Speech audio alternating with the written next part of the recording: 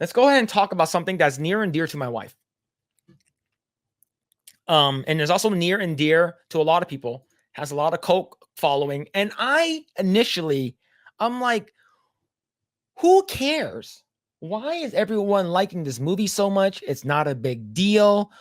And then everyone's like, oh, but it's so good. It was groundbreaking when it came out. It was one of the best things. I'm like, who cares about stop motion animation? Who cares about claymation? Who cares about Nightmare Before Christmas? Right. And I didn't watch Nightmare Before Christmas until I was an adult. Right. And I went back to go watch it. And as an artist, as an animator, as a person who works in the art field, I can appreciate it. It was groundbreaking at the time.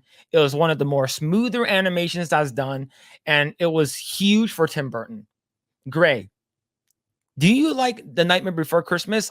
Are you on the same boat as me that feels like it's sort of overrated? I think the question is, did I even watch it? Ooh, see, there it is. I don't think I did. I think the most exposure I had is Kingdom Hearts, where he makes a cameo. Oh man. So the reason why I want to talk about it. So we all know that Disney is notorious for making reboots. Hollywood is known for doing reboots, a reimagining, or for modern audiences or whatever.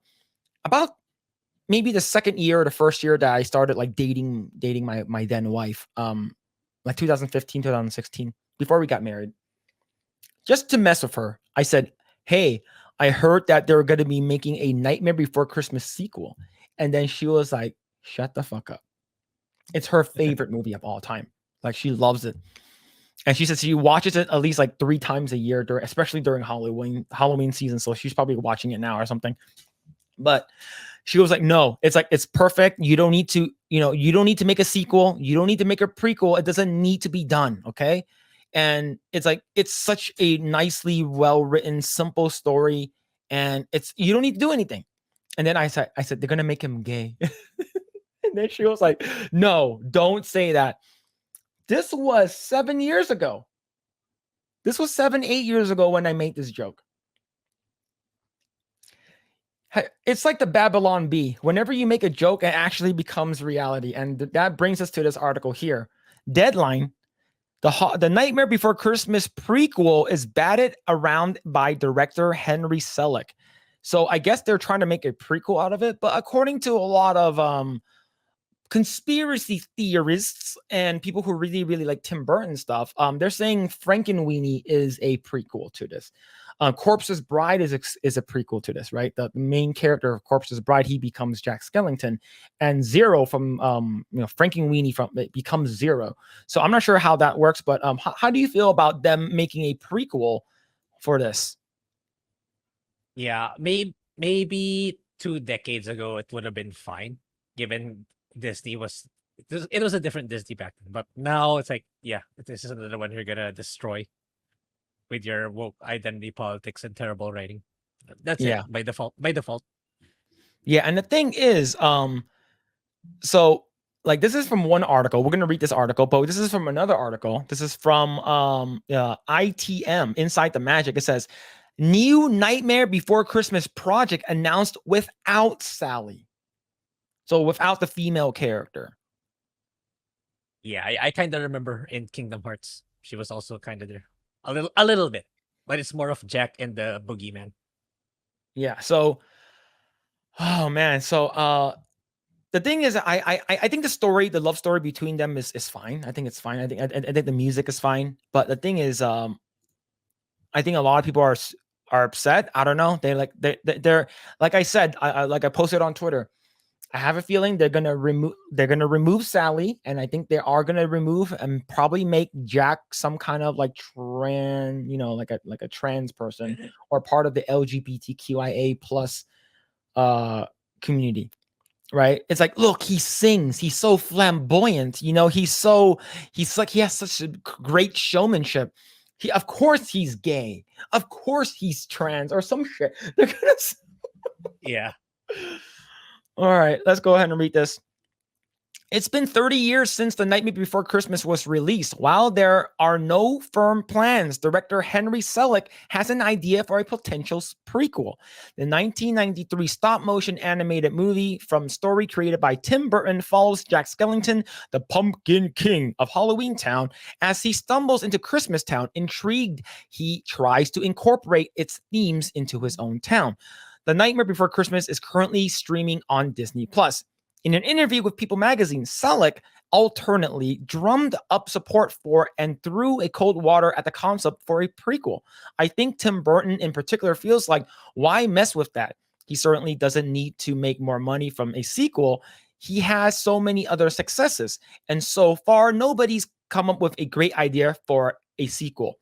And I still think that Tim gets to decide. I don't think there's any idea that would convince him. Yet, he added, there might be a more interesting story about how Jack became the king of Halloween Town.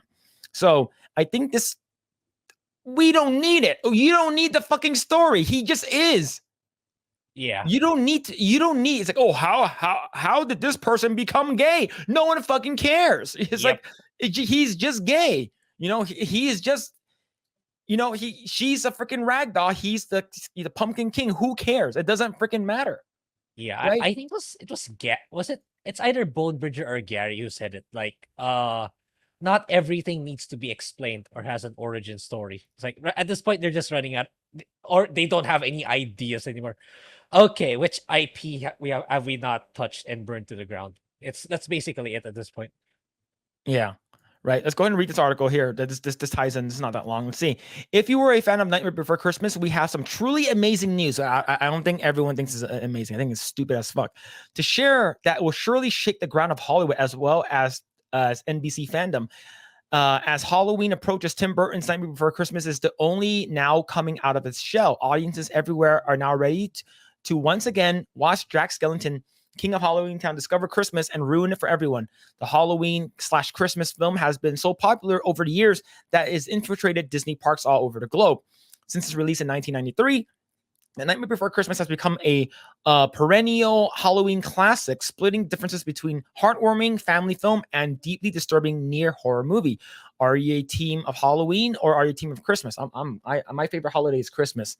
My wife's favorite holiday is Halloween. So this is like our movie, I guess. No element of so this basically Henry Selick. But the thing is, I think it's going to talk about the same thing. I think someone mentioned it in the chat. The mystery of this is probably the best part. Not everything needs to be described. How did Yoda become the fucking, the leader of the Jedi, council? How did this person become this? How does no one cares? Why does everything need a backstory? Where's the mystery? It's I don't know, Grae. How do you feel about this, man? Yeah. It's another L probably. If ever it's looking like they're gonna try to push it. That's how I see it. So we're probably gonna watch it, and probably it's probably gonna suck like anything Disney releases nowadays. And the thing, and the thing is that like Tim Burton's probably not gonna work on it. He's probably gonna be the executive producer. He's not going to be directing it or writing it, so like no one's really going to care. Yeah. So, oh man, if it were like Eiichiro Oda, the guy who created One Piece, it'd probably be an entirely different story. But it's just probably gonna put his name. It doesn't really, he's not gonna be hands on with the production. Yeah, it's gonna be another terrible show, another IP that they destroyed. Yeah, see, like. Oh man. But yeah. I think I mentioned this to my wife before. Like and she was like, she's like, oh, it's so done. And she's like, why are they doing it? She's like, I'm just gonna watch the original. Who cares? But the thing is that it's not for you. It's for the future. It's for the future generations, right? It's not for modern audiences anymore. Actually, it's more for like people who are in their adolescence, maybe they're like a toddler or something, and then when they watch it, it's like, ooh, Jack Skellington, it's gonna be pretty cool. But yeah, who wants to buy baby Jack Skellington merchandise? I'm pretty sure crazy Disney people would. I guarantee it, man. Thanks for checking out this segment of the Project Eggroll podcast. If you like what we do here, please like, share, subscribe, hit the notification bell, and you will know next time when we go live. We do go live every Saturday at 8 p.m. Once again, we are just getting started. Tons of more video to come. Thanks, and we'll see you guys next time.